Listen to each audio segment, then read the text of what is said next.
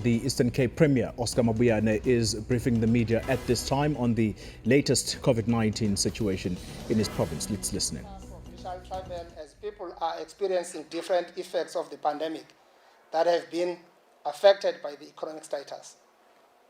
Provincial tourism performance for fourth quarter of 2019, 1st October to 31st December, saw 1.3 million people coming into the province to visit or stay with friends and families. This was a drop compared to the same period in 2018 that saw 1.33 million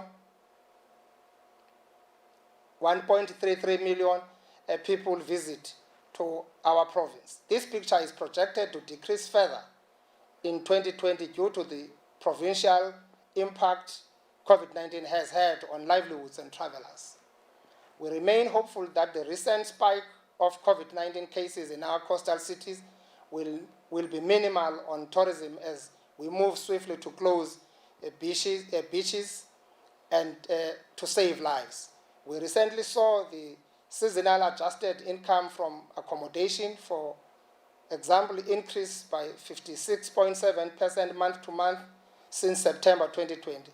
This is a good sign, and all tourism establishments, such as hotels and B&Bs and other attractions, remain open in our province.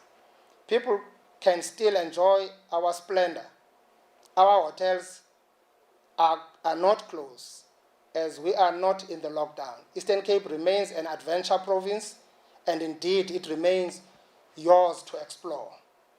Our message to those coming to the Eastern Cape is that please observe all COVID-19 protocols so that we save lives during this pandemic. We'll also have heightened police visibility, which will be focused on checking roadworthiness of vehicles, crimes committed along the national roads, taverns not complying with liquor regulations, monitoring of compliance with curfew restriction and disaster management restriction gatherings, wearing of masks and social distancing. I've seen people warning other people in the social media that curfew is law, is regulation.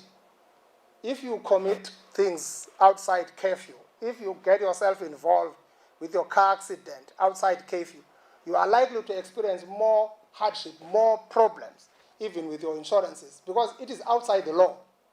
So this thing of curfew, it must not just be taken for granted. You look for police, look for yourself. You're supposed to be where you are at that time, not in a wrong place, or you will really suffer the consequences.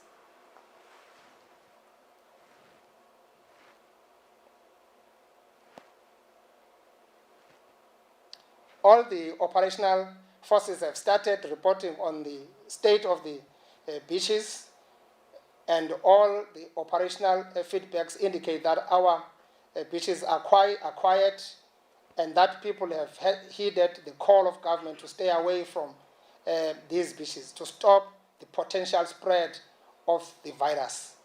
We are not just doing this for fun. If one event in KZN called the Rage for kids from Gauteng, they come together, 1,000 plus, on their way back home, more than 900 of those kids have tested positive. It's not a joke.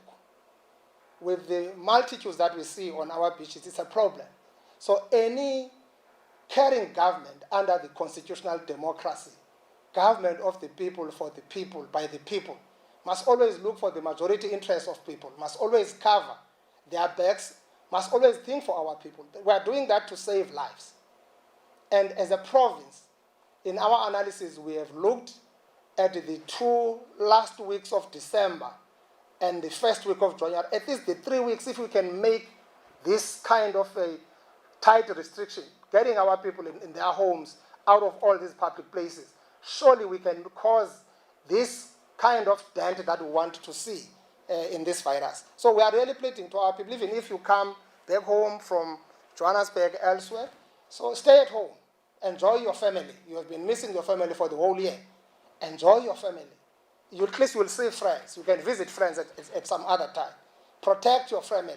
Because if you leave your family to friends, you are likely to contract the virus and bring it to your family, as you leave back to work, you are leaving a disaster behind. You are leaving parents decimating. So please make sure that you take serious responsibility at this time around. So we don't want soldiers. We don't want police to police you for your life and the life of your family. Police yourself, at least take responsibility. We are at war. I've never seen spectators in a war. Everyone in a war like this is at war. We must all be combat ready to ensure that we fight this enemy. Our common enemy now is COVID-19, which is likely to destroy the world, likely to destroy the country, likely to destroy the province if we don't behave normally. Government has done everything, has embarked on a massive awareness campaign, has provided all what government can do. Now we want our people to stand up as patriots, to raise their hand, join hands, work with government, all hands on the deck, put shoulders on the wheel. That's what we are looking for. That's a plea that we are really looking for, sending it out to everyone to at least come on board and work with us, save more lives. We note that some people have decided to take government to court. We are looking at that process with keen interest.